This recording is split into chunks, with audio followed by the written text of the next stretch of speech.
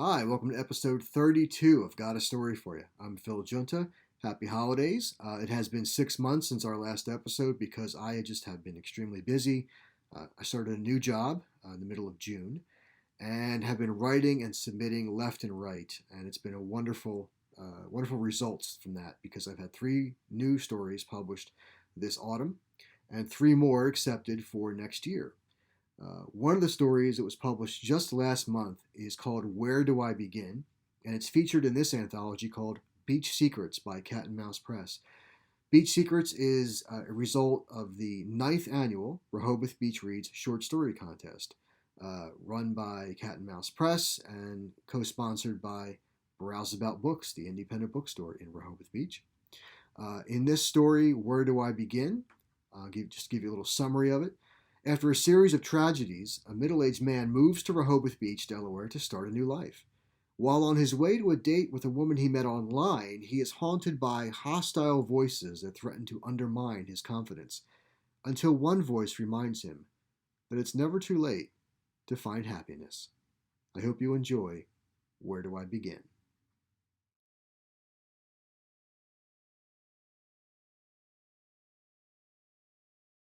For the first time in nearly a decade, Dustin was on his way to a date. He was meeting Shannon for supper at Zog's Raw Bar and Grill in 30 minutes. Of all the women who had responded to his profile on midlifesingles.com, she was the most compatible and genuine, or so it had seemed, from the messages they exchanged. He checked his watch as he stepped onto the boardwalk from St. Lawrence Street, where he now lived after inheriting his parents' house last year. Zog's was 9 short blocks away. Plenty of time to get there via the beach. Maybe it'll calm my nerves. He slipped off his sandals and made his way down the ramp, nodding to a young lady as she passed. She returned a wink. Love that spring smile.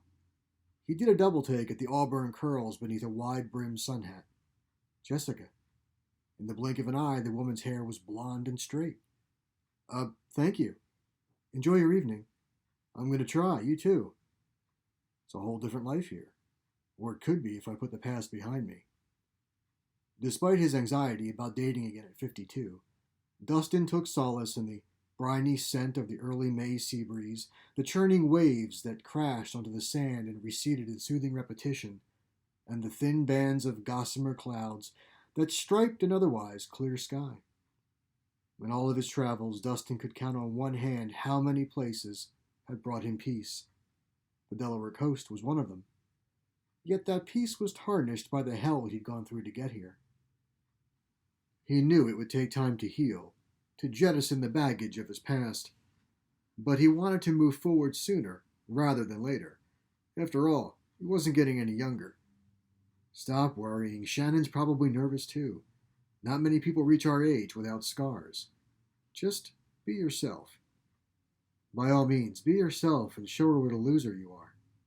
Dustin closed his eyes and rocked his head back.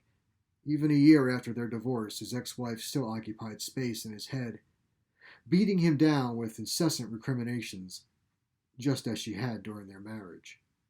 Don't start, Brandy, not tonight. Get out of my head. I wonder how Shannon will react when she finds out you're an alcoholic. Recovering alcoholic. I've been sober since we split. Once a drunk, always a drunk. You tried to keep her from me until you spiraled out of control. You were still grieving over Tyler, and yes, Jessica. I couldn't live up to her. Neither could Kirsten before me. You denied it, but I know all of your secrets, Dusty. I only wish I knew them before I married you. I was battling severe depression, Brandy. I should have been upfront about it and not tried to hide it from you. I made mistakes, but I never meant to hurt you. You can change the location, but you can't change the fact that you're damaged goods, Dusty. And when Shannon figures that out, she'll run from you like I did. You'll be alone for the rest of your life. Yeah, he muttered. Maybe you're right, Brandy. As Dustin trudged across the sand, laughter from a family standing at the water's edge shook him from his reverie and silenced Brandy's verbal onslaught. He stopped to watch as a mother and father clutched their toddler's hands, lifting him into the air each time the next wave advanced toward their feet. We were like that once. Those were good days, before it all went to hell. I don't need the reminder, Kirsten. I think about it every day. then it should be easy to tell Shannon how you were an absent father to a son who wanted your love and approval, to spend more time with you, to know that you were proud of him. Instead, you ignored him, pushed him away. I didn't push him away. I took that new job and had to travel. It was good money. I was trying to build a better life for us. I would have preferred a better marriage. You were working to avoid me, to avoid being a father. By the time you realized the consequences, it was too late. Don't go there again, Kirsten, please. Dustin's stomach clenched. She always knew where to hit him. I was young, immature. In hindsight, I was still a mess after Jessica. I wasn't ready for parenthood. I had to find that out the hard way. But I don't care that you neglected me. I'm sure Shannon would love to hear about your suicide attempt after Tyler overdosed on heroin. Or will you keep that from her? Your skeletons follow you everywhere you go, Dusty. Turn around now, before they ruin another woman's life. Dustin snatched off his sunglasses and wiped the tears from his face. Yeah, his voice cracked. Maybe you're right, Kirsten. She is right, boy. I don't need a lecture from you, Dad. Kirsten was gone. Now Dustin imagined his father limping along beside him from the leg wound he had suffered during the Vietnam War. You gonna tell your new girlfriend what a lousy, no good son you were? How you left me to rot in a nursing home just waiting for me to die so you could get the house here? You think you deserve to be happy, boy? You failed as a son, a husband, and a father. You're no good to anyone. I had the best teacher. Or did you forget that the only time you were around was when you were drunk? Who was it who spat in my face and told me I was an accident, who should never have been born? The things you did to me and Mom when you were trashed, I could never tell anyone. Thanks to you, I suffered a lifetime of depression and... Oh, shut up. You still crying about that after all these years? Jesus Christ, you're a grown man. Get over it. I did what I did to prepare you for the world, to make you tough and strong. Take responsibility for yourself and stop blaming me for your failures. Ain't no woman ever gonna want you. Yeah. Dustin's gaze fell on the spiraled coil of an ivory whelk shell protruding from the sand. He dropped to his knees and scooped it up. It was hardly a perfect specimen. One side had been punctured, leaving a gaping hole, and the tip of the spire had snapped off, along with a few of the knobs that studded the shell's wide top. Dustin ran a thumb over the cracked, jagged edge of the opening. What had once been a beautiful shell was now hollow and broken. The world had taken its toll. You can't change the fact that you're damaged goods. Maybe you're right, Dad. He tightened his trembling grip on the shell. Maybe all of you were right about me. No, they're wrong.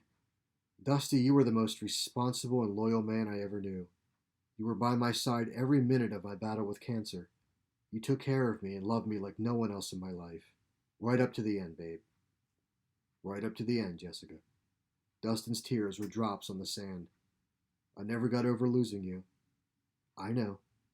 Of course, I tried to keep that from Kirsten and Brandy. They knew it too, and it destroyed your life with them. Whatever happens tonight, Dusty, don't let it ruin that too. I told you before I died, go out and find love again. Be happy.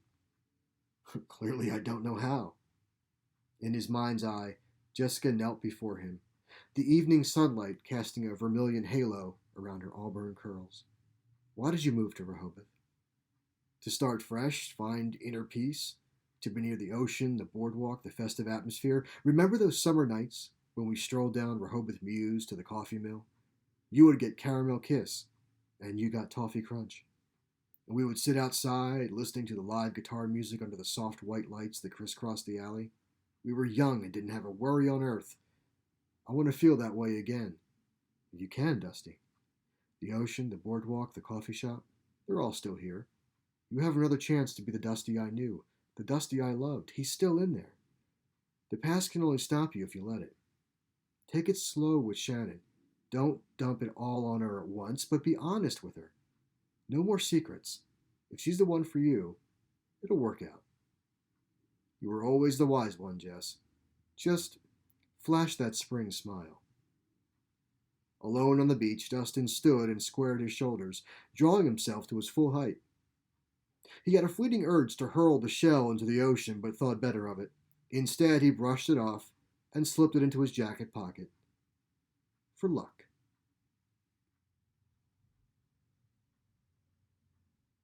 Look for a pale green baseball cap and long sleeve yellow t shirt, Shannon had said, when they scheduled their date.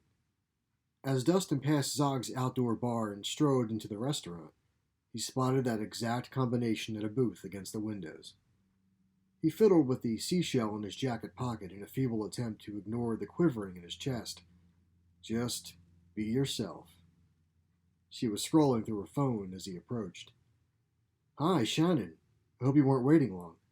She gazed up at him and returned his smile. Hey, Dustin, not at all. She tucked her phone into her purse.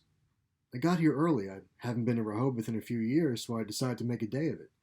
Did some shopping, took a walk on the beach. You too, huh?